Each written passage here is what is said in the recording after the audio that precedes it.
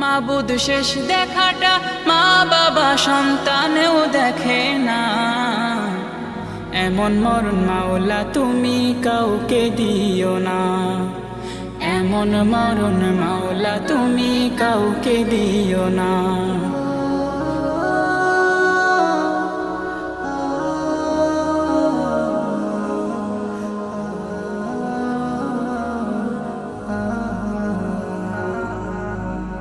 যে মরণ লাশ হলে কেউ চায় না গোসল দিতে, আসে না ছেলে বাবার কফিন কাঁধে নিতে।